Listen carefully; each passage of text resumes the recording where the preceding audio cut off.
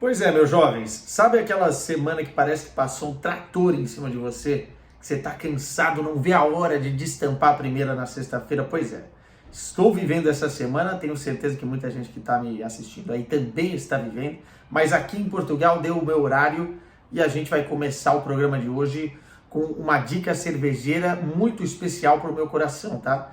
Porque foi com essa cerveja, com esse sabor, que eu vivi a minha despedida de solteiro em 2016, que eu dei a última cartada da vida torta e eu vou apresentar para vocês a Estrela Galícia, que é da região da Galícia, mais precisamente na Corunha, e eu tive a minha despedida de solteiro em Vigo, então brindei a vida, bebemorei demais e me despedi da vida de libertinagem com essa belezinha aqui. Então, para relembrar os bons momentos, vamos lá. Toca a vinheta.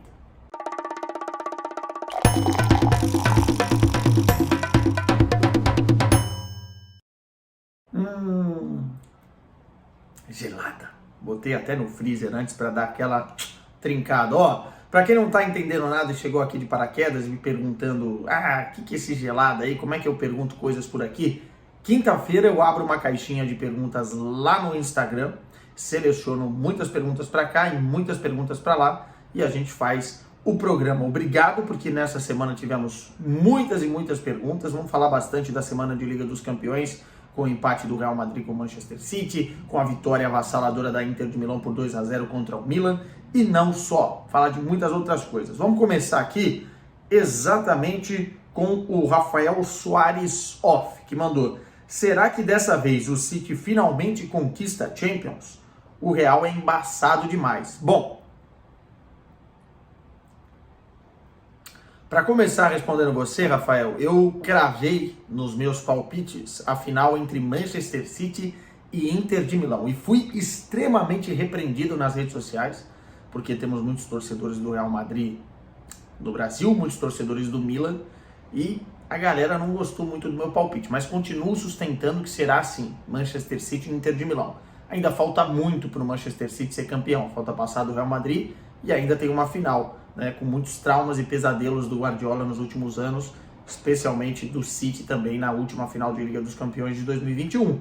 Mas eu acho que tem todos os ingredientes sim para conquistar esse título. Primeiro precisa fazer o dever de casa contra o Real Madrid. E passando para o Real Madrid, deixando esse tormento, esse trauma de lado do que aconteceu na temporada passada, eu acho que o City, chegando na final, será favorito, tanto com o Inter de Milão, ou eventualmente, tivemos um milagre lá no San Siro contra o Milan. Mas pode ser, respondendo mais diretamente, pode ser sim. Pode ser que chegou a hora dos Citizens vencer. Vamos numa dupla aqui, ó. O Rodrigo Viana mandou o seguinte: fala, Quesada. Fala, meu querido. Ó, Benfica, Porto ou Sporting podem ser vendidos igual aos clubes ingleses?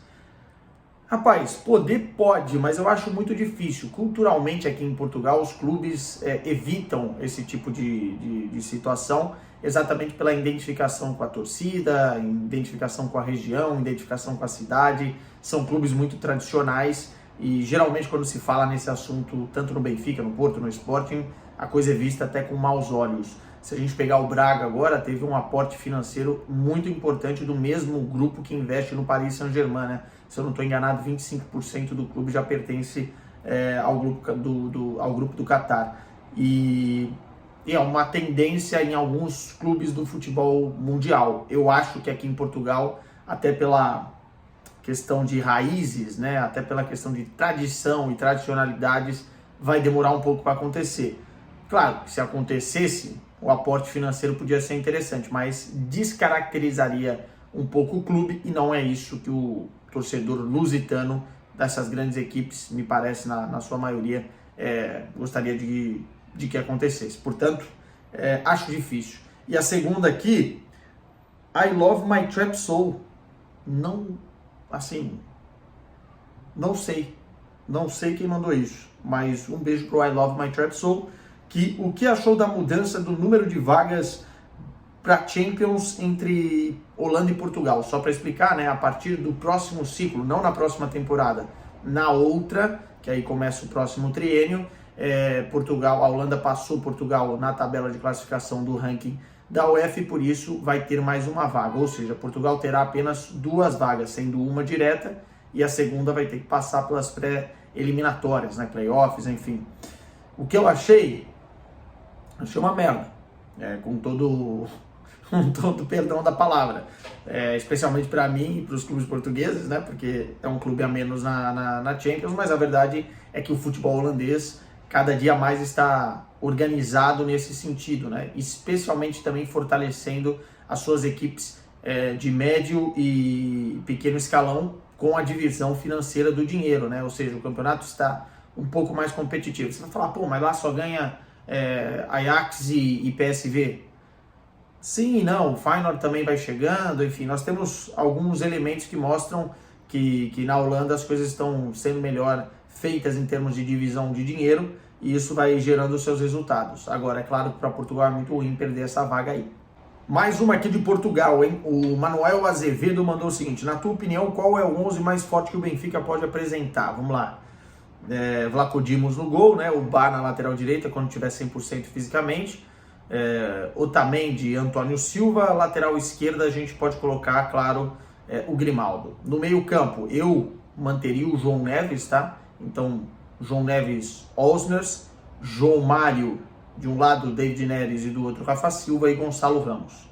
Técnico Roger Schmidt. Eu acho que esse é o time mais equilibrado. O Osners consegue fazer muito bem a função de segundo volante, primeiro volante, alternando ali com o João Neves. E obviamente que ofensivamente é um time que me agrada dentro do Campeonato Português, especialmente porque o Benfica enfrenta muitas defesas no bloco baixo e precisa de criatividade. Então você não consegue tirar o David Neres do time, o Rafa Silva dá velocidade, apesar de não viver um grande momento, e o Gonçalo Ramos é o artilheiro que é. Portanto, esse é o meu Benfica ideal. Perguntinha aqui do Léo Bartoli: qual a pior cerveja que você já tomou? Pode ser gringa ou BR, eu vou falar uma de cada, tá? Essa aqui vale a pena. Vamos lá. Eu morava na Irlanda em 2012, então a gente tinha pouco dinheiro, né, para comprar cerveja. Geralmente a gente queria economizar em tudo. Estudante e tal, enfim. E aí eu comprava uma cerveja chamada Dutch Gold. Quem mora na Irlanda talvez já experimentou. Ela não é apenas ruim, muito ruim. Gelada até vai, né? Porque qualquer coisa vai também. Mas além de ser muito ruim, ela dá uma dor de cabeça desgraçada no dia seguinte. Então, Dutch Gold tem uma cerveja holandesa, né? Tem um cara assim, fazendo força, talvez mostrando que precisa ser forte para aguentar aquilo lá. Mas é muito ruim. E no Brasil, eu lembro que na minha época lá, a Kaiser era uma coisa de louco, né? Jesus. Quem levasse Kaiser pro churrasco corria sério risco de tomar um tiro, viu? Pelo amor de Deus. E ainda levava Kaiser e bebia cerveja boa. Desgraçados.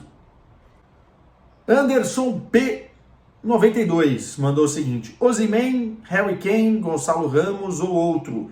Quem se encaixaria melhor no Bayern de Munique? Eu fiz um vídeo sobre isso recentemente aqui no canal, vou pedir pro Anderson ir lá, mas rapidamente, acho que o Osimhen e o Kane, nessa lista que ele colocou aqui, estariam na frente, mas o Bayern não vai investir no Osimhen. O Napoli está pedindo 150 milhões de euros, o Bayern não vai pagar isso no jogador, inclusive já parou de conversar com o representante do atleta. O Kane, pela idade, também está sendo considerado caro, apesar de chegar no seu último ano de contrato, o Bayern teria que desembolsar um valor na casa dos 80, 90 milhões de euros, e um jogador que já tem 30 anos, não sei se vai valer a pena.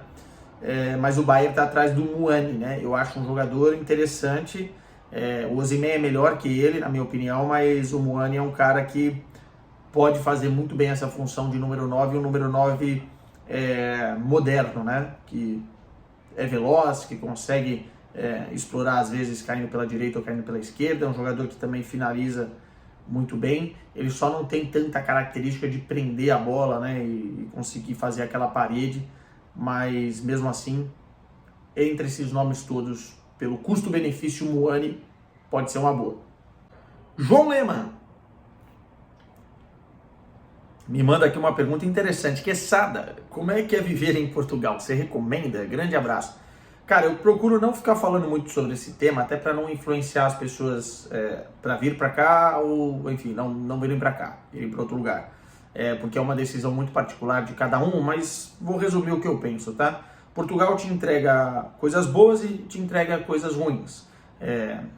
Eu acho que a qualidade de vida aqui é um ponto muito positivo. A língua, a comida, a temperatura, o trânsito é muito melhor. Eu sou de São Paulo, então nem se compara. Parte da violência, enfim, eu vivo melhor aqui. Eu sei que eu ganhei alguns anos de vida, porque é um país mais tranquilo e eu moro no Porto, é uma cidade tranquila para se viver.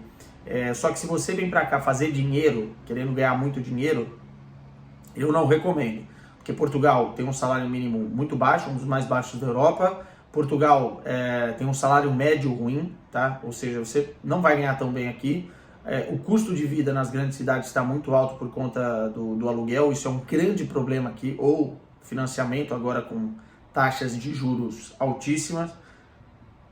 Então, assim, se você vier pensando, pô, vou fazer dinheiro em Portugal, vou mandar dinheiro para o Brasil, esquece, cara, esquece, isso não vai acontecer. Aqui você vai trabalhar pra caramba e viver bem, tranquilo, né? Mas não vai poder ostentar, não vai poder ter o carro do ano, não vai poder, né, morar numa casa com não sei quantos quartos, enfim. A não ser que você já tenha algum tempo aqui, estabeleça um negócio bem sucedido ou venha com muito dinheiro do Brasil. E eu também recomendo que a pessoa venha com uma segurança financeira do Brasil. Não vai chegar aqui com, sei lá, 4 meses, 5 meses apenas de estabilidade financeira. Tenta vir com uma segurança de 1 ano aí, né? Se programar bem, ver a questão dos aluguéis, ver a questão do custo de vida para você conseguir viver melhor aqui, né? Inclusive também não venha ilegalmente, venha com toda a documentação certinha, sabendo o que você quer. Estratégia, né? Planejamento, que é muito importante, senão você pode se decepcionar, né? Tem muitos brasileiros que vêm para cá e se decepcionam. Eu recomendo, se você tiver muito a fim de sair do Brasil e priorizar a sua qualidade de vida, mas pense bem no que vai fazer, porque não é uma mudança fácil. Se você tem filhos, tem uma esposa, pense bem em tudo isso, porque tem que estar tudo alinhado para as coisas não saírem de uma forma negativa e que você tenha que voltar para o Brasil até pensando assim, pô, não valeu a pena ter ido para Portugal. Então, tudo isso faz parte de uma estratégia e se você vier, a gente toma uma cerveja junto, tá bom? Para trocar mais ideia. Vou ler uma sequência agora aqui, ó. O Aster 3.7 mandou: quem você acha que vai chegar na final da UCL? Já falei aqui. Manchester City e Inter de Milão.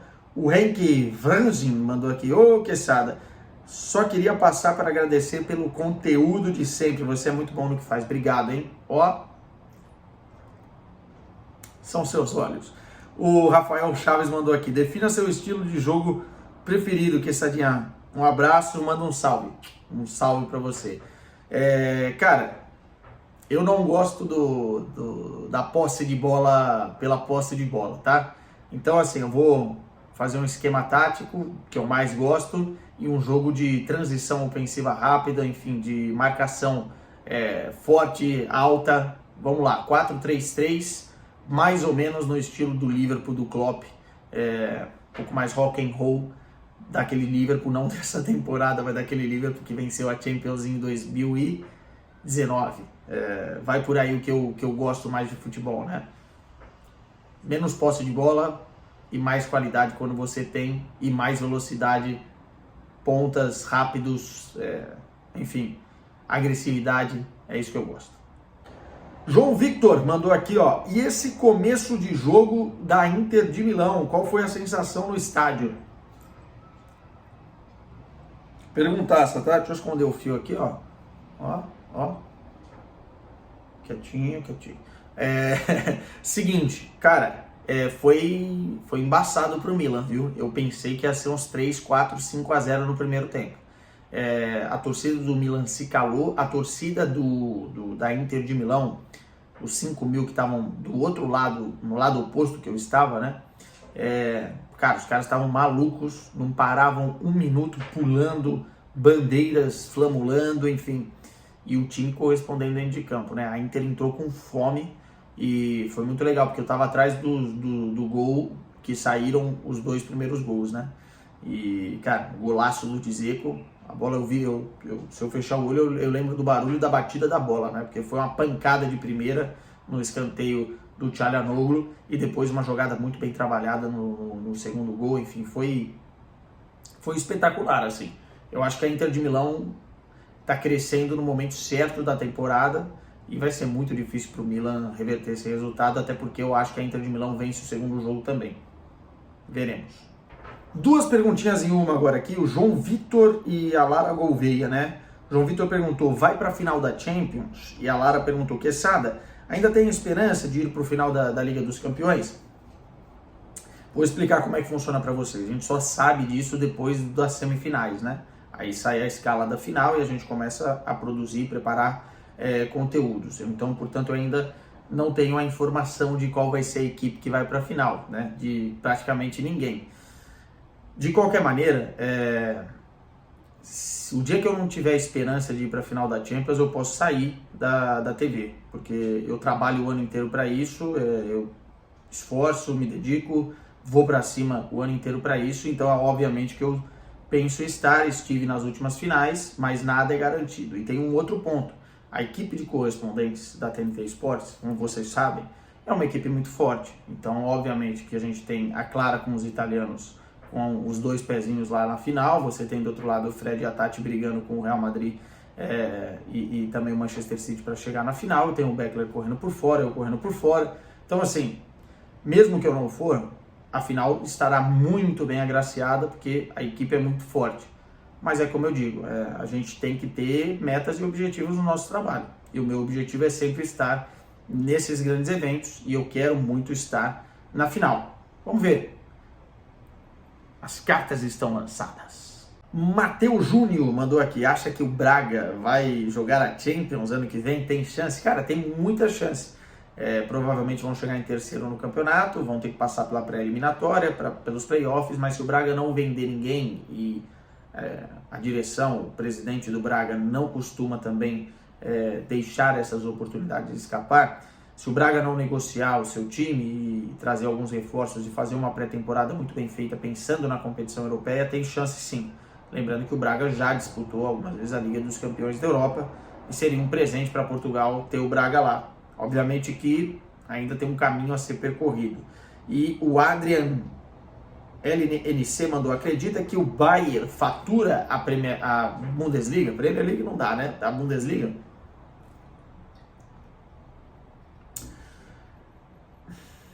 Eu acho que sim, cara. Vou ser sincero para vocês. Eu acho que o Borussia Dortmund perdeu alguns pontos, especialmente nessa reta final, que não poderia ter perdido.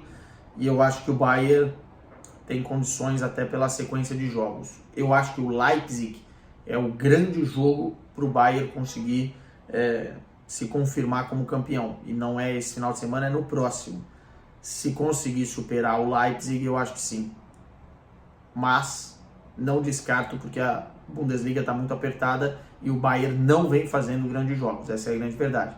Não é aquele Bayern que a gente está acostumado. O time caiu muito de produção, mas por conta do encaminhamento da tabela e do jeito que está nesse momento, eu acho que pode faturar sim. Enzo Santos mandou o seguinte, já esqueceu algo que queria falar na transmissão? Esquecer não, já errei no meio do que eu estava falando lá, alguma palavra ou outra, mas não esquecer não, a gente se prepara muito para a transmissão, né? A transmissão é o momento ápice da audiência e ela exige que o repórter atrás do gol esteja muito preparado, e quando você chama o narrador, você já sabe o que você vai falar. E até as brincadeiras que a gente faz durante a transmissão, na hora vem um improviso, mas dificilmente você erra. Você pode, é claro, engasgar alguma palavra, falar alguma coisa errada, mas esquecer, não. O Vander Deggs mandou aqui, camisa pode pesar no derby? Aí, no caso da Inter de Milão e Milan, as duas camisas são pesadas, não são elas que entram em campo, e mais o time da Inter, que para mim está mais preparado do que o Milan. Infelizmente para você, Vander, porque eu vejo aqui que você é milanista. Beca Coelho mandou, por que o Borussia Dortmund sente tantos jogos mais decisivos que podiam dar a liderança? Cara, é uma mistura de coisas, né? É você não ganhar tanto tempo, você sentir o peso do outro lado de ver um Bayern de Munique que está acostumado a ganhar, a molecada também que o Dortmund aposta e aposta muito bem, mas chega no momento decisivo, pode sentir um pouquinho mais do que os caras que são mais cascudos. Eu acho que tem uma série de coisas. Mas mesmo assim é de se aplaudir a Bundesliga que o Dortmund vem fazendo. E o Gustavo mandou: Bayern vai abrir os cofres por um centroavante? Vi declarações do Kahn já mostrando que não vão.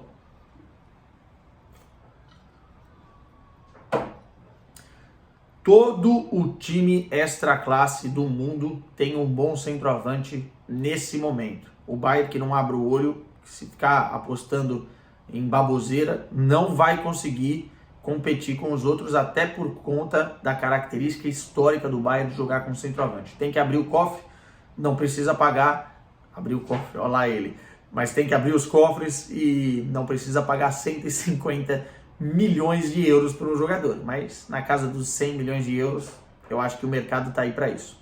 Isaías mandou: você acha que o Haaland marca no jogo de volta da Champions? Difícil o cara passar 2 jogos da Champions em branco, né? Ele é o artilheiro da competição. Acho que sim, é uma boa aposta, um bom palpite. O Camilo mandou: Quesadinha, quem tem mais chance de vencer uma possível final da Champions? Inter ou Milan? Inter, certeza. Se você olhar o elenco da Inter de Milão e o elenco do Milan, você já vê que há uma disparidade ali. E a forma com que o Milan joga, piorando o futebol dos seus adversários, né? É um time muito cascudo. E num jogo só, numa final só, pode acontecer. O Rafael ST mandou: o que achou da atmosfera de Milão para um clássico tão importante? Falou com torcedores? Falei. Fui para Duomo logo de manhãzinha na quarta-feira. Os caras estavam muito empolgados, principalmente os torcedores do Milan, porque era mando de campo do Milan. Cara, e a atmosfera foi absurda, assim. O San Siro, ele já é um estádio para muita gente, né? 75 mil pessoas. Ele tava lotado, cara. Lotado. E tinha mosaico da Inter de Milão, tinha mosaico do Milan, tinha uma festa muito grande preparada. No segundo tempo, os caras com sinalizadores na arquibancada de cima, vermelhos, assim, pô, um charme. E é claro que o jogo ajudou, né? Os 2 primeiros gols, a gente entrou no jogo a 100 km por hora, junto com a Inter de Milão. Foi muito bonito, assim, foi um dos melhores momentos que eu já vivi em um estádio. É óbvio que eu não tenho, assim, uma relação muito grande com as equipes italianas, mas eu tenho uma memória afetiva muito grande com o futebol italiano da minha adolescência, infância / adolescência, né? Então, foi de arrepiar. Estou arrepiado até agora. Guilherme Giovelli,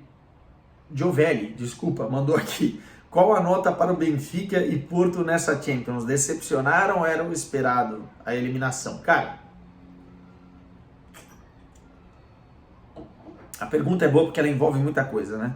Mas vamos lá, a nota do Porto é 7,5. Acho que chegar nas oitavas de final e cair da forma que caiu, pressionando, enfim, quase conseguindo um gol contra a Inter de Milão. Acho que o time fez uma boa Champions, saiu de um grupo em primeiro lugar, né? Deixando para trás Leverkusen e também o Atlético de Madrid. Acho que a nota do Porto 7,5 tá bom, até porque eu coloco a fasquia do Porto sempre muito alta. E a nota do Benfica, eu acho que é 8,5. Primeiro que chegou nas quartas de final e fez uma belíssima fase de grupos com Juventus e PSG e não perdeu para essas 2 equipes, né? Aliás, venceu 2 vezes a Juventus, empatou 2 vezes com o Paris Saint-Germain e depois arrebentou o Clube Bruges. Só que poderia ser maior, né? No caso de passar da Inter de Milão, e aí para mim já seria 10, porque chegar a uma semifinal para um Benfica, a realidade do futebol português já é 10, e decepcionou um pouco porque sabíamos que o Benfica tinha condição de passar da Inter de Milão. Não aconteceu, mas tá aí as notas.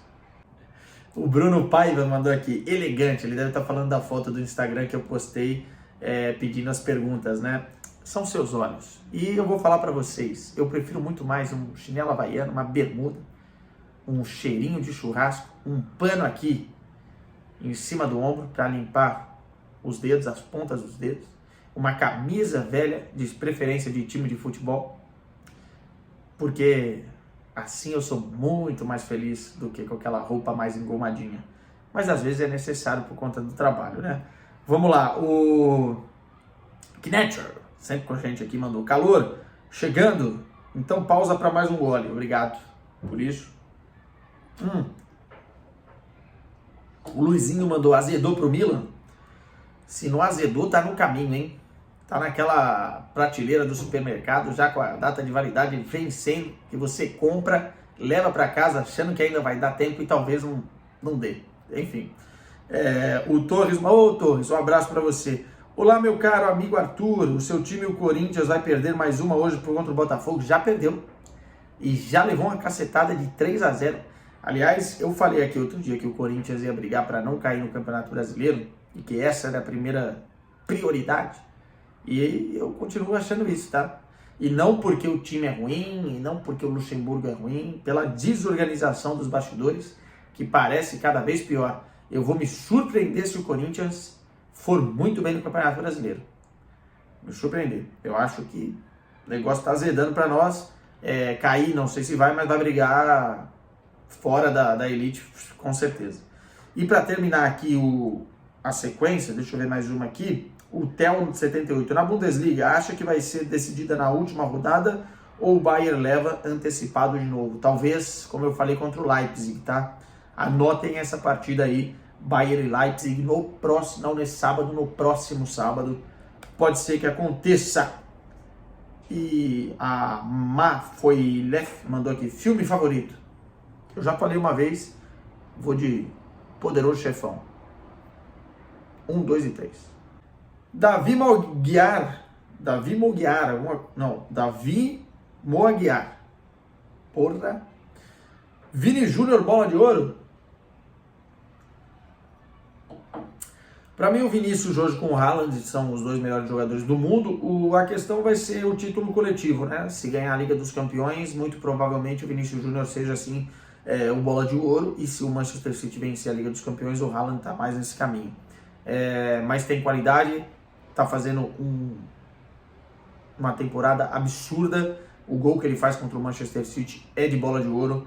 Então, pode ser, hein? Mário Cardinale mandando, melhor jogador da primeira rodada das semifinais. Dzeko. Jogou muita bola, tá? Além do golaço que ele fez, ele foi muito importante no desafogo defensivo da Inter de Milão. Conseguiu organizar o jogo e receber cada pedrada no pé e sair dominando e tabelando, enfim. Dzeko com seus 30 e muitos anos é um baita jogador e provou isso mais uma vez e colocou o Lukaku no banco nessa temporada com mérito. Matheus Cardeiro mandou, Quesada, qual o maior brasileiro da história do Futebol Clube do Porto? Cara, o Elton foi muito bem, mas eu ficaria com o Deco. Acho que o Deco, apesar de a dupla nacionalidade, é brasileiro. Eu acho que o Deco é a grande referência. O Hulk também foi muito bem, o Jardel também muito bem. Cara, o Jardel também... Não, mas eu vou ficar com o Deco e se for só uma nacionalidade, Mário Jardel. E para terminar o programa aqui hoje, que acabou a minha gelada, Arthur Medeiros 10 mandou, Quesada, sou seu fã. Sinta-se abraçado. Qual o melhor futuro para Messi, na sua opinião? Cara, eu acho que eu gostaria de ver o Messi ainda jogando em alto nível, tá? Então, esquece esse negócio de Arábia Saudita, apesar de que se ele for eu vou entender por questões financeiras, não vou gostar, mas vou entender. A Premier League, eu gostaria muito de ver o Messi por lá, mas eu acho que não é o caminho ideal, pensando na família dele, do jeito que o Messi faz as coisas. E o Barcelona é o caminho ideal, né? Terminar a carreira no Barcelona, voltando, liderando um novo projeto, mas o Barcelona me parece que ainda não está pronto para receber o Messi, nem financeiramente, nem na parte de organização, e não vai estar pronto nunca, né? Porque também a carreira do cara não vai durar muito tempo, mas eu acho que por aí, cara, assim, eu continuaria na Europa, não sairia nesse momento. Ele tem mais lenha para queimar, já provou isso na Copa do Mundo, na primeira metade da temporada, então ficaria na Europa. Quem sabe, né? A gente não tem aí a condição de ver o cara numa Premier League. Será? Tô sonhando alto. Enfim, um beijo pra vocês, tá? Semana que vem tem mais. E no Instagram, agora eu bebi uma gota, né? E no Instagram a gente vai ter o Gelada com Quesada também. Então se a sua pergunta não foi respondida aqui, será respondida lá. Ou não. Ou vou deixar para a próxima. Tchau, senhores. Toca a vinheta aí de despedida. Arrepiem nesse final de semana.